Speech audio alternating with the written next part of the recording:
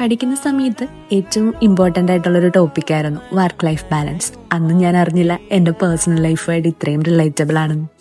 എൻ്റെ പീസിയസ് ജേണിയിൽ എനിക്ക് വന്ന കുറേ മെസ്സേജുകളുണ്ട്. എങ്ങനെയാണ് ചേച്ചിയുടെ ഹെൽത്തും ജിമ്മും വർക്കും ഒക്കെ ഒരേപോലെ ബാലൻസ് ചെയ്തു പോകണേന്ന്.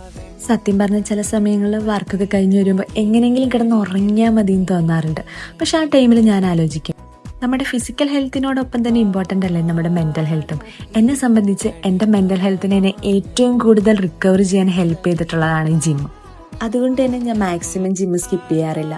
പക്ഷെ എനിക്ക് ഈ ജിമ്മുമായിട്ട് ഒരു പേഴ്സണൽ കണക്ഷൻ ഉണ്ട് കേട്ടോ. എൻ്റെ ഏറ്റവും മോശം സിറ്റുവേഷനിലാണ് ഞാൻ കറക്റ്റ് ഈ സ്ഥലത്തേക്ക് എത്തിപ്പെട്ടത്. അവിടെ നിന്ന് എന്നെ ഏറ്റവും കൂടുതൽ റിക്കവർ ചെയ്യാൻ ഈ ജിം എന്നെ ഹെൽപ്പ് ചെയ്തിട്ടുണ്ട്. അപ്പോൾ ഇന്നത്തെ വർക്കൗട്ടൊക്കെ കഴിഞ്ഞ് ഞാൻ പയ്യെ ഇറങ്ങുവാണ്. ഈ വർക്കൗട്ടൊക്കെ ചെയ്തിട്ടുണ്ട് ഇങ്ങനെ ഇറങ്ങുമ്പോൾ കിട്ടുന്നൊരു സാറ്റിസ്ഫാക്ഷൻ എനിക്ക് ഭയങ്കര ഹൈ ആയിട്ട് തോന്നാറുണ്ട്. എന്തൊക്കെയോ നമുക്ക് വേണ്ടി തന്നെ ചെയ്തൊരു ഫീല്.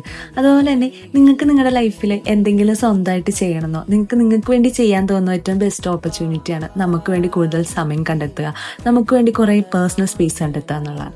അപ്പോൾ ശരി, സ്റ്റേ ഹെൽത്തി.